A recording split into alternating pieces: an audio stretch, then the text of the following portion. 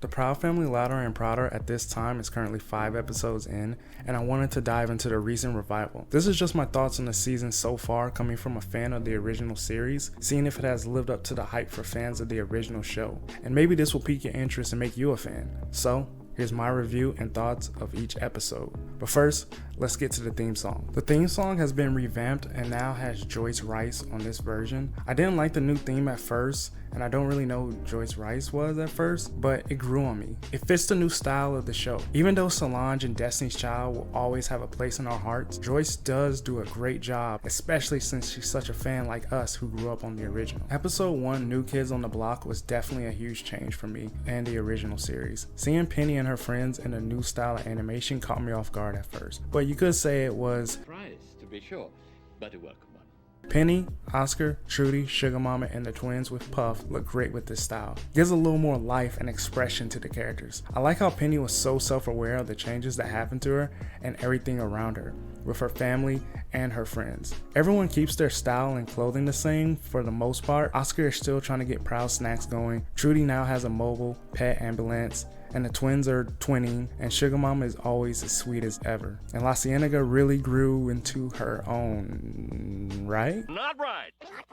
That's right. Michael, who has gone through a new transformation and design that works for him, and a new voice actor in E.J. Johnson, who does a great job with the role. Now that Sticky has moved away, mainly because of the trouble of his voice actor, Orlando Brown, which I hope he gets better and can possibly make that comeback as Sticky Webb. We also see some new characters coming to the show, with Maya played by Keke Palmer and KG played by A Boogie. Maya doesn't take too well with Penny, and KG seems chill with his game all the time, and now Dejanay coming for him since no Sticky. In the first episode, you can really see how into herself Penny is, and Maya is not having it. And Penny wants to prove she's down and woke, so she sneaks away with Maya to save a panda who is CeeLo Green, not the Kung Fu Panda. And we get a song kind of feels like from American Dad, and in the scene Maya is trying to save a panda that doesn't want to be saved. Penny realizes here you shouldn't try to get other people's approval. Everybody's not gonna like you, and you shouldn't change for someone else. And at the end we get a scene with Penny and Oscar as he gives her the good old father-daughter talk. Overall, a good start for the new series. Not a real strong episode, but a good introduction.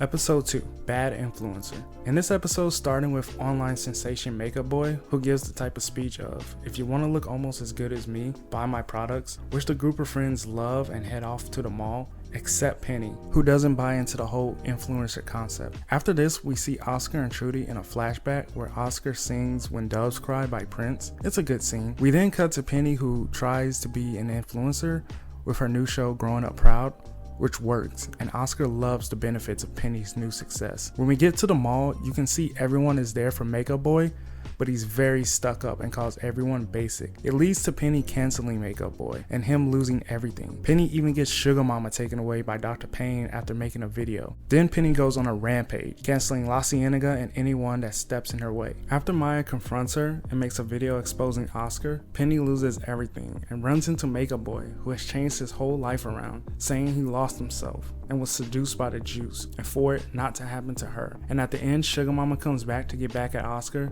and Penny apologizes to everyone for how she acted. And at first I didn't like this episode, but going back and watching it, it shows a lot of good lessons about losing yourself in fame and having a big ego, thinking you're better than everyone, loving attention, and getting seduced by the juice. And one taste of the juice can tear you down.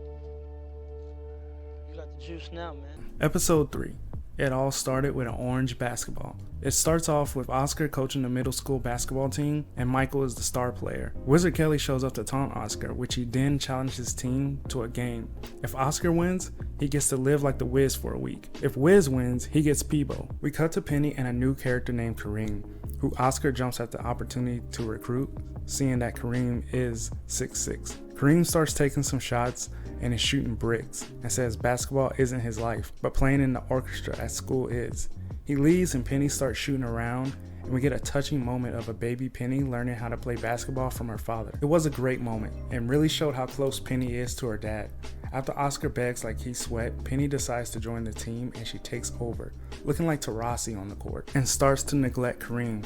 And that's when La Cienega swoops in to try to take him for herself, We move into a straight up Space Jam parody, arm stretch and all, and they're playing on a whole different planet. It's crazy. Kareem comes in on Penny practicing in the school gym. He wants to know why is she doing this and to give her own advice back to her, to be true to herself, like she told him. Later, Oscar and his team gets blowed out, which goes into Penny apologizing to Kareem for not being there and not being true to herself, and they leave together. And at the end, we find Peebo did not go to Wizard Kelly and is still working with Oscar, which leads to Oscar working with the movie theater like Zoe did. Nice little callback. This was a very good episode. I like Kareem and Penny's relationship. Feels like it's gonna go on throughout the season, and the moment with Penny and her dad for me was the highlight of the episode. Episode 4, Father Figure, starts off with Oscar trying to find someone to co-sign him to open Snackland, an amusement park for proud snacks. When he tries to get Felix immediately runs from him. We cut to the group trying to win a lip sync competition for untalented people, but only La Cienega put herself in the video,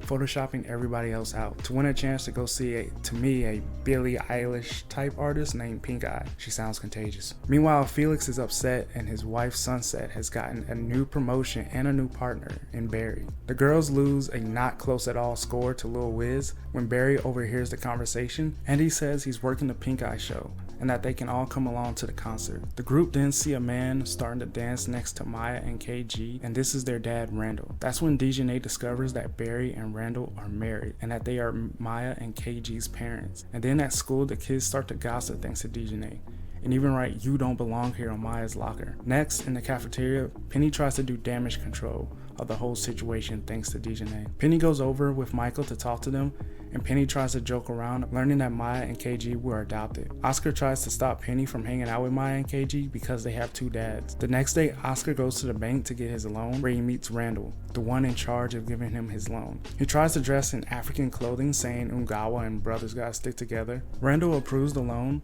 and right before Oscar signs it, Barry comes in to bring lunch to Randall and tells him he's cooking gumbo, but he said it like this: gumbo.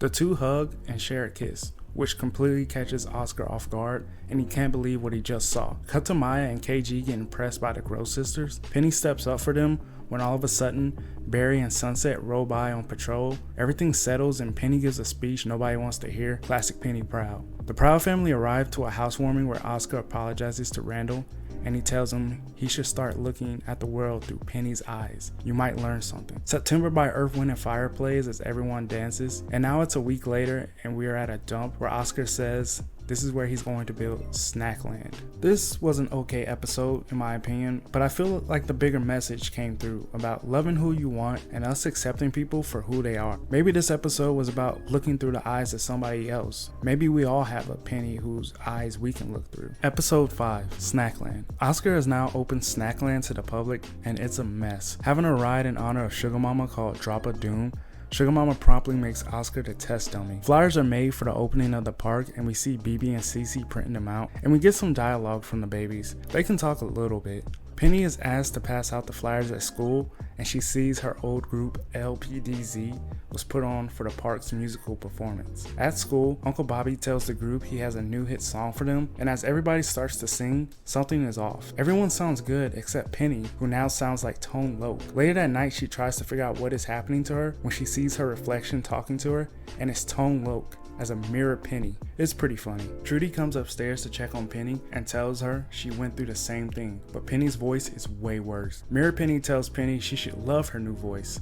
The next day, LPDZ perform and it goes terrible for him. Oscar then gets a dad and son to ride the Sugar Mama Drop of Doom, which somehow is being controlled by BB and Cece by a piece of what I think is Proud Snacks gum. Snackland closes, but people start to come back after the dad and son love the fact that they got hurt and they want to do it again, so the park opens up and turns into a death trap of ride. Penny gets replaced because of her voice and gets replaced by Maya, and then out of the blue, Lizzo shows up as a musical guest to replace LMDZ. Lizzo tells Penny to sit down and gives her some advice, which breaks into a montage with the clean version of Good as Hell. I like the song, but hearing the clean version sounded kind of weird to me. Next, Freddie Frito shows up to Snackland with a cease and desist, saying Oscar stole the idea of Snackland from Frito-Land. Lizzo gets on stage and welcomes LPMDZ to sing their song Cuter Than You. It was pretty funny to hear. And in the end, everyone gets back together and apologizes to Penny